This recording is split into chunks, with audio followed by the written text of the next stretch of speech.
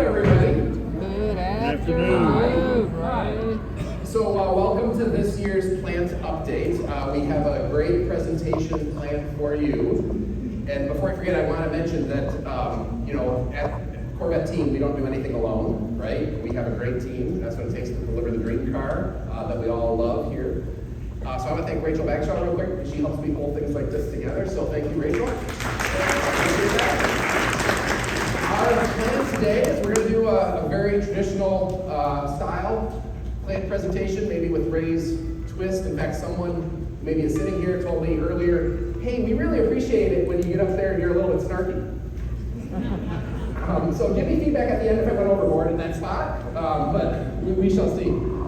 So I hope you enjoyed today's presentation. We also passed out answer sheets, blank ones, with golf pencils, because at the end, we're going to do a quick trivia contest. When we get to that, you'll be able to team up to teams up to 4 if you want, and let me tell you, the reward is spectacular. So we'll talk about that after the plant presentation. All right. So maybe since last fall, you're wondering what's new, what has actually been going on at the plant. And I can tell you that you read online, there's all sorts of stuff that's been happening at the plant, right? Hey, we've had weather, right, where we lost some shifts. We've changed some shipping contracts. We've had down weeks. Did anybody hear that some people who didn't own the Corvettes happened to drive off with the Corvettes? All over the place. That was a thing, right? That was a crazy Saturday. And what I want to share about that is that we are so fortunate to be in the Corvette community and to be in Bowling Green. Because what happened that day obviously started in a very unfortunate way, a very well-organized and unfortunate way. But the community of Bowling Green stepped up immediately. The way the citizens called in saying, hey, that car does not go there, right? The way the sheriff's office for Warren County, the way the Bowling Green Police Department responded, it was only a couple hours and we had all of the cars back and the police had made an arrest, right? Like, that was spectacular. So even though it was the type of phone call a plant director never wants to get, right? There's several in the category that I would call her that way. This is one of those types of phone calls, but the way our first responders and the community responded was amazing, absolutely amazing. Which was fantastic because it gave me and some of the staff an opportunity to kind of go on a gratitude road trip, where we were able to go say thank you to the police and to the sheriff and even to the citizens that were involved and to the people that provided extra evidence along the way because they had witnessed things and things like that. So, to the community of Bowling Green, I know there's a lot of folks here. Thank you very much. Thank your first responders as well. It was absolutely a heartwarming event by the end of the day. How many were stolen? There were 8 cars that were taken. All right, we'll have time for more questions at the end. Okay, so handling all those business things, that's what every business has to handle, right? Every business has to adjust to the environment. Every business has losses to deal with. Every business has to kind of keep pace to keep going. What makes Corvette special, what makes Bowling Green Assembly special, is actually things like what are on the slide here. In the plant, it's actually in the tour area that I hope to invite you all back to someday, there's a veterans wall where we honor the veterans that work in the plant. We've updated that wall to make it even more special for our veterans. We've done many things in the community, from working with Feed the Need. We actually were given an award by the United Way for in the top 3 of their giving campaign. Many things happen because of the dedication of the folks at Bowling Green Assembly to not only build the dream cars that we all love, but to care about the community where we live and work. And that is what actually makes Corvette special. Many people here have run businesses, have been in business. Everybody has to handle all those problems along the way, right? You have to do that. What makes us special is the way that we invest in the community, because that community returns that investment to us. And I have to tell you that, of all the things that are on here, there's a couple that I'm very proud of. 2 bullets up from the bottom. Bowling Green Assembly ranked number 3 in J.D. Power's study of 65 North American plants. That's not GM North America plants. That's all the plants in North America making every type of vehicle. Our quality was in the top 3, right? That's a spectacular achievement because it's a very competitive set. Keep in mind that our car has a lot of technology. It's a complicated car to build. You all like lots of different options, right? That's competing against people that maybe are producing Toyota Camrys that just go to rental, right? So to achieve that quality with the content that's offered in a Corvette, that's a special moment. Super proud of the team. There's another award that's not listed here that's also one of my favorites, is if you haven't heard, the Corvette is a repeat winner as the Consumer Report's most likely to purchase again. Right? I see some nods out there where people have seen this before, right? Yeah. And what that award is any segment, any car segment that Consumer Reports polls, Corvette has won multiple times, most likely to buy again. It was something like 92% of their survey respondents say they would buy a Corvette again. So thank you for answering your Consumer Reports survey, right? That's absolutely awesome. So it's things like this, it's investing in the car for great quality, it's investing in the community, it's the return we get from events like this, and when things go wrong, like tornadoes or theft, that we really love and that makes Corvette special. So, let's talk a little bit about what's going on in the plan. Has anybody heard that we're on path and on plan to launch a new car? Which one? Yeah, which one, right? Which one? Anybody hear of a ZR1? Yeah, right, so we are in the midst of that launch. We are on path, we are on our plan to launch that car. Would anybody like to see what it looks like to put a ZR1 together in Bowling Green Assembly? Yes. All right, if you would, have a look at this. And I'd say turn up the volume on the audio.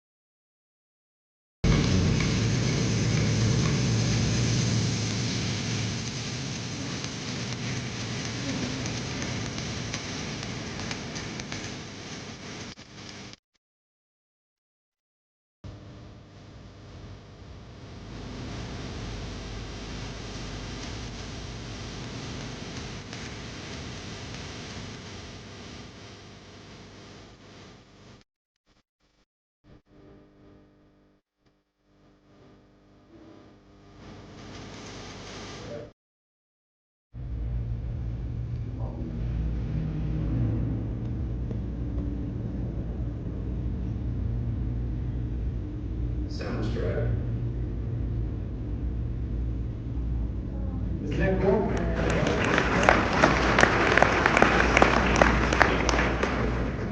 So, I've watched that video a few times now, right? I've seen it in real life, but I am proud every time that I watch it, because keep this in mind. Those cars that you see being built, those are still test vehicles, right? They're in the early phase of our production. They're when we're producing cars to make sure they're going to be brilliant for you.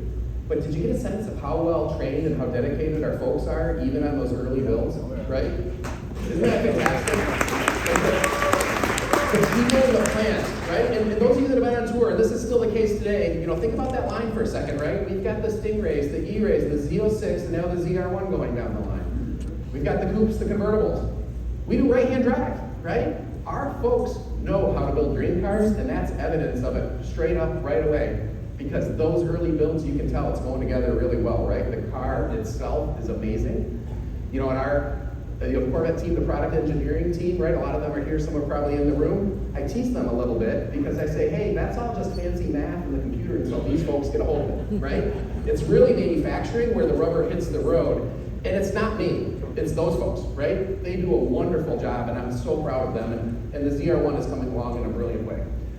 All right, so next up is going to be a nerd moment. We're going to have a few nerd moments here. I think Rachel's allowing some of my personality to be displayed as we go through this presentation. So I don't know if anybody's ever heard of ergonomics. So ergonomics is really the science of people, right, and how people move. And it's very important to us, especially in jobs like in an assembly plant where they're repetitive and they do the same thing over and over again, that we don't injure our employees because of those repetitive movements. So what we do is when we're designing a process, either the assembly line from the very beginning or we're putting a new car into the assembly line, we take ergonomics very, very seriously. And what we want is we want our folks to always work in what we call the green zone. The green zone is the best position for your body to do work. And you can see it here, right? And it's natural, right? It's what's right in front of you. You don't want to be bent over, hunched over, working on something for too long. You don't want to have to be working over your head for too long.